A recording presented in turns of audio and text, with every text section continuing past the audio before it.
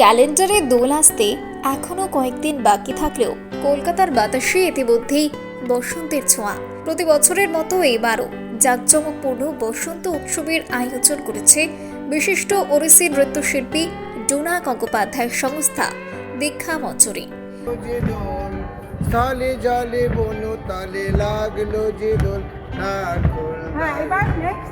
রবিবার সন্ধে 6টা থেকে ভারতীয় জাদুঘর প্রাঙ্গণে বসবে এই বিশেষ অনুষ্ঠান। এ প্রসঙ্গে ডোনা গঙ্গোপাধ্যায় বলেন, অ্যাকচুয়ালি কোনো নতুন চমক নেই, একই হয়। মানে যেমন পুজো প্রত্যেকবারই আসে, একই জিনিস হয়, ওরকম বসন্ত উৎসবও প্রত্যেকবারই আসে, একই জিনিস করি আমরা। গান নাচ করি, ওটার মাধ্যমে সবাই 7 দিন ধরে রিহার্সাল হয়। মানে এটা কিছুটা দীক্ষা মঞ্জুরির দুর্গাপুজোর মতো, মানে 7 দিন ধরে রিহার্সাল হয়। তারপরে দোলের আগের দিন সবাই নাচ গান করে, ড্রেস রিহার্সাল হয়। আর প্রত্যেক দিনই তুমি দেখলে এখানে চা সিঙ্গারা কিছু না কিছু থাকে, তো সবাই রিহার্সালও করে। রবীন্দ্রনাথের বসন্তের গান থেকে শুরু করে সমকালীন জনপ্রিয় গানে নৃত্য পরিবেশন করবেন প্রায় 500 জন ছাত্রছাত্রী।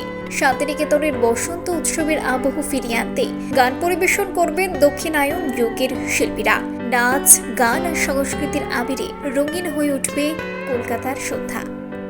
Omni 360 news, Kolkata.